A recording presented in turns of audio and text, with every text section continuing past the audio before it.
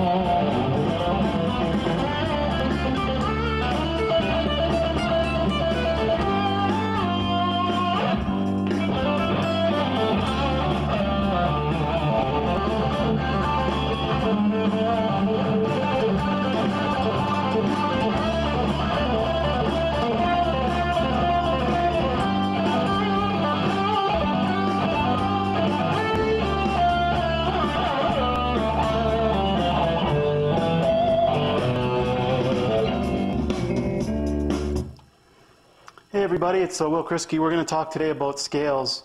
I've had a lot of requests for scales, so I thought I would talk about how to practice them basically.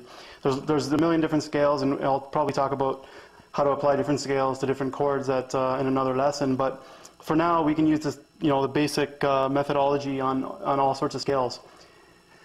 Basically, you want to get to know the fretboard inside and out, learn your scale and all the positions, going horizontally across the neck. There's, triads, intervals, lots of different ways of practicing scales and learning them. You want to mix it up. Sequences is another way. So if we take the C major scale to start with, it's got no sharps and flats, so it's just C, D, E, F, G, A, B, C again. And if we start in the, there's basically multiple positions, and you want to start with the open position, stay in that area, work your way up the fretboard for starters. So for example, C major scale, we want to be able to play the lowest possible note in that scale to the highest possible note in that position. So basically we're going from the E on the low string up to the G. That's basically the range. You want to stay within the first 3 frets. So if we just practice it, and I suggest you use a metronome to kind of chart your progress, but we'll just show you how you would do it.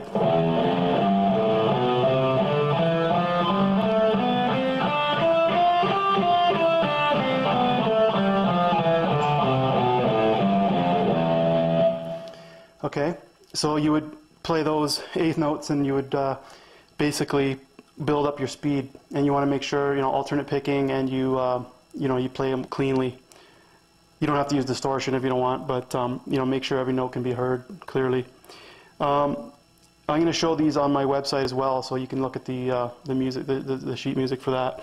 For the first position, we would move up, so we'd start on the F, and we would get up to the A on the 5th fret.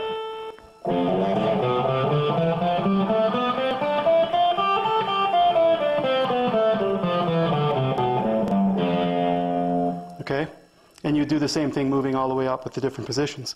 So then that'll take a little while, play them up and down, you get to know those positions.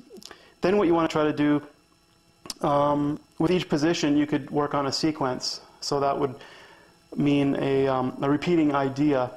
So for example, if I play a note and then skip a note and go to the next one, so I'm going up in thirds, it would be like this.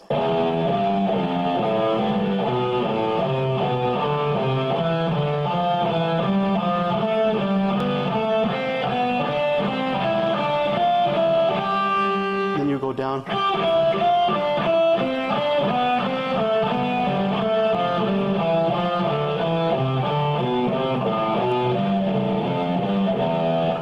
And you could try different sequences.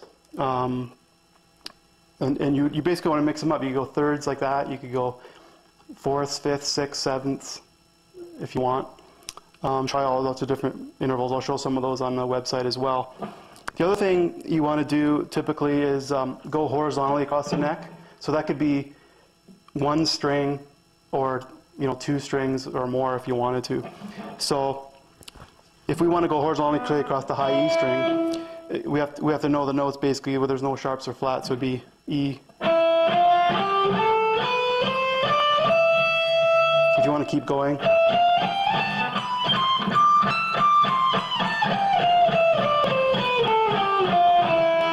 Now I'm moving my finger all the way up. It's not something you'd probably want to do when you're playing normally, but the other thing you could do is say 2 strings.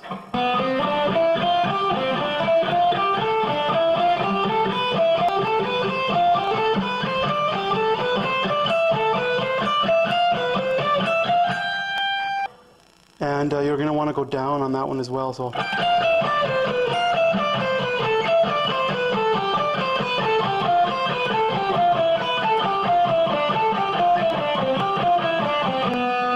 And you'll do that on all the 2-string pairs. You do it on the G and B, the D and G string, the A and D, and the E and A.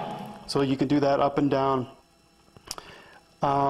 That'll be really good for you to get to know the scales. So if you notice when I was playing, I was all over the fretboard. So another thing you want to do is when you have each, say 2 positions that are adjacent to each other, fairly well memorized in that, you could basically connect the 2 together. So if you're sort of starting in the middle and you start to go, then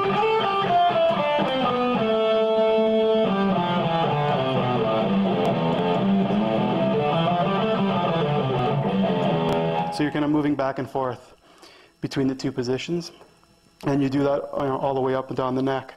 What I used to do is print out all the notes on the whole fretboard, and I start to see certain patterns. I mean, they can be helpful sometimes when, especially for speed and things like that. You want to know what notes you're playing and make sure they sound good over the chords. But for example, in the C major, you'll notice if you want to use triplet pattern, you basically go G, A, B, C, D, E. So you can go. Oops.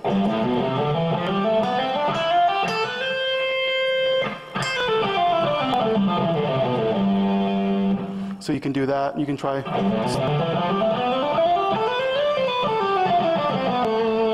So you can basically slide it up.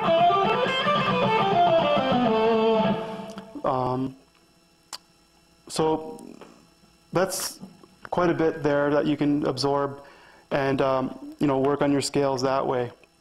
And you can apply those, like I say, to any scale to learn it up and down the fretboard. It just gives you the freedom to move all over the place. So hopefully you can work with that, and we'll see you on my next lesson.